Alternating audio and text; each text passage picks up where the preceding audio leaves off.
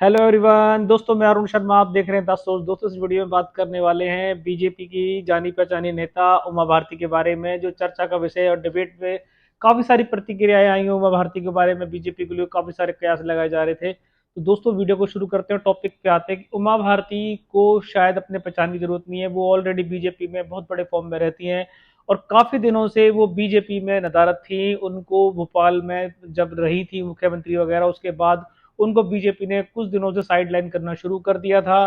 पर कल देखा जाए तो बीजेपी के में उन्होंने अपनी आवाज निकाली और उन्होंने अपने एक बयान जारी किया। उसमें कहा कि वो बीजेपी की जो यात्रा निकल रही है मध्य प्रदेश में, उनको बुलावा तक नहीं दिया गया और बीजेपी ने उनको साइड लगाने की कोशिश की, जिससे वो कड़ा रुख उन्होंने किया और उन्हें साफ कह दिया कि बीजेपी किसी अकेले की नहीं है। बीजेपी में हमने दिन रात एक किया हुआ है और जिस तरीके से बीजेपी के पुराने नेताओं को साइड लगाने की जो प्रयास कर रहे हैं नई कमेटी, ये आने वाले समय में उनको जवाब दिया जाएगा। और उमा भारती कल दर्द भरे एक तरीके से आंसू लेके प्रकट हुई। उन्होंने कहा कि मैं बीजेपी के लिए सब कुछ निछावर कर दिया, बीजेपी के लिए जो मुझसे बन सका मैंने किया।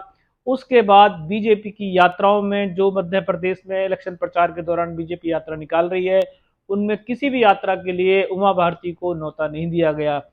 अब अगर इसको विपक्ष आवाज उठाता तो शायद अच्छा लगता, पर उमा भारती ने खुद ही इस बयान को जारी किया और उमा भारती ने खुद इस बयान को बता दिया कि ये सच है कि यात्राओं के चलते उन्हें निमंत्रण नहीं दिया है, चाहे वो यात्राओं में जाती या नहीं जाती। और वो इस तरीके की नेता थी कि उनको चुनाव में ले जाने से बीजेपी को फायदा होना था, जो उमा भारती कहती हैं। पर किसी ने भी उनके बारे में नहीं सोचा और वो नई कार्यकारिणी पे भी उन्होंने सवाल उठाए हैं कि बीजेपी की जो नई कार्यकारिणी बैठक हो रही है उसमें पुराने जितने भी दिग्गज हैं सबको बीजेपी साइड लगाने की कोशिश कर रही है। तो ये बीजेपी क्या करना चाह रही है, चाहे वो वसुंधरा राजे हो, मध्य प्रदेश हो, कहीं पे भी हो। तो उमा भारती ने जिस प्रकार अपनी आवाज बुलंद की है, उमा भारती आज भी अपने फॉर्म में रहती हैं। अगर उमा भारती ने अपना दाव चल दिया, जिस तरीके से कल वो नाराज दिखाई दिए, पर उन्होंने ये बयान तो जारी किया कि वो सरकार के इस रुख से नाराज तो हैं, पर वो बीजेपी के साथ खड़े रहेंगी। अब जिस तरीके की बीजेपी ने उनको अपमान का करार दिया, एक तरीके से अवहेलना की, क्या उससे मध्य प्रदेश की सरकार में दिक्कतें आएंगी? चुनावी अटकलें बताती हैं कि जिस प्रकार से बीजेपी की कोशिश है कि दिग्गज नेताओं को साइडलाइन किया जा रहा है, उससे आने वाले समय में बीजेपी में बगावत देखी जा सकती है। फिलहाल ये आरोप कांग्रेस में लगते रहे थे कि कांग्रेस पुराने नेताओं को तजब्बो नहीं देती थी। अब ये देखा जाए तो बीजेपी में भी आय दिन कयावत हो गई है। उमा भारती ने कहा कि जब उनसे मीडिया रूबरू हुई तो उन्होंने कोई बात छुपाई नहीं। उन्होंने साफ कहा कि मुझे कोई बात छुपाने की जरूरत नहीं है और मुझे किसी भी तरीके का बीजेपी की तरफ से कोई निमंत्रण नहीं दिया गया।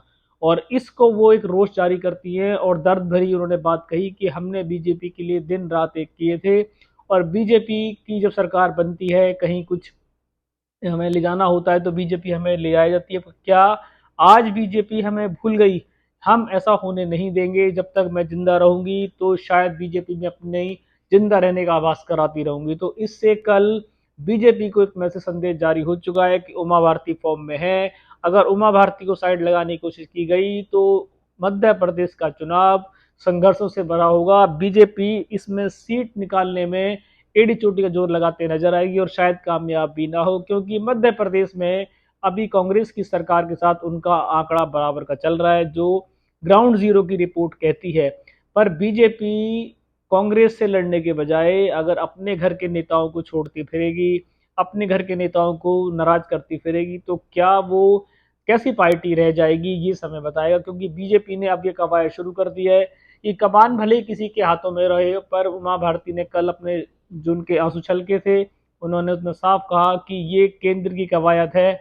मुझे शिवराज सिंह चौहान से कोई परेशानी नहीं है, पर ये केंद्र के इशारों पर जो हो रहा है ये सही नहीं हो रहा है। और इसके लिए उनको उन्होंने एक संदेश और चिट्ठी भी लिख दी है कि आने वाले समय में अगर उनको ऐसा अनदेखा किया गया, फिलहाल तो उन्होंने अभी मना कर दिया कि अगर मुझे अब बुलावा आता भी है तो मैं किसी यात्रा में शामिल नहीं होंगी और मैं बीजेपी के लिए जो मुझसे बन सकेगा वो करूंगी। अब वो कितना करेंगी कितना नहीं करेंगी ये अब उनके ऊपर डिपेंड करता है, ये उनकी प्रतिक्रिया हो सकती है। पर फिलहाल बीजेपी ने जिस तरीके से अपनों को इस बार नाराज किया है, वो इंडिया गठबंधन की बात अलग करें, अगर बीजेपी इस बार अपनों को मनाने में कामयाब रही तो शायद वो इंडिया गठबंधन को अच्छी चुनौती दे पाएगी।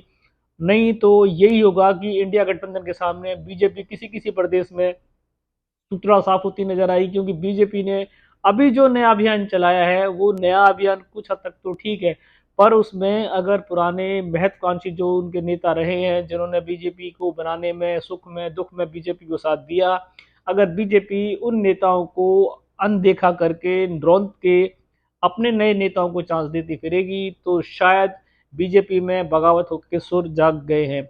और इसमें कुछ ऐसे नेता हैं जैसे कि उमा भारती, ये बहुत दिग्गज नेताओं में जानी जाती हैं।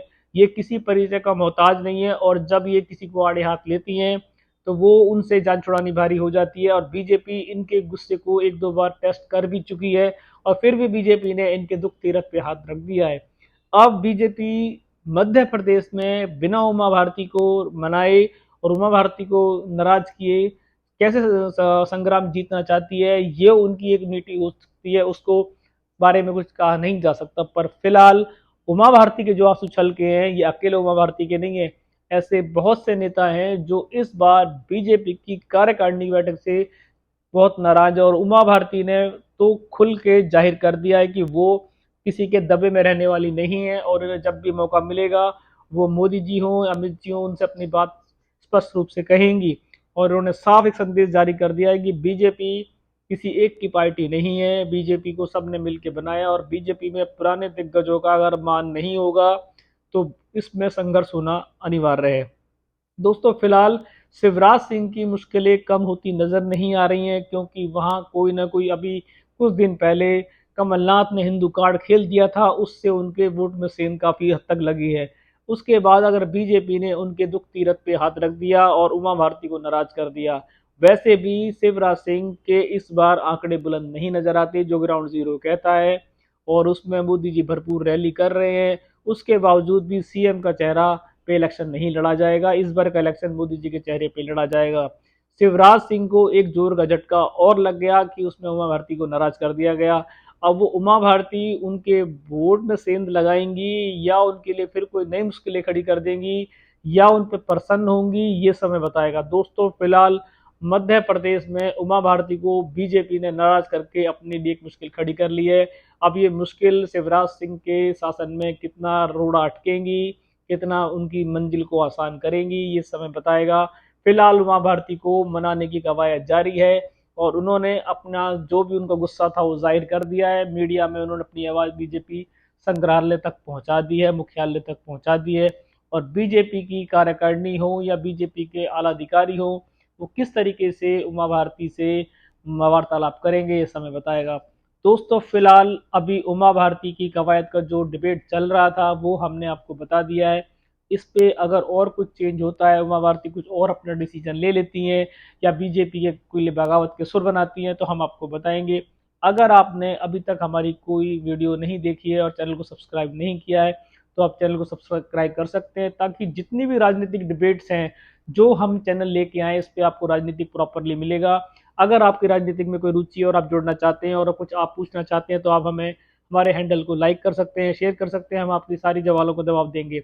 दोस्तों फिर मिलता हूँ नई डिबेट और नई चर्चा के साथ, तब तक अपना ध्यान रखें। नमस्कार दोस्तों।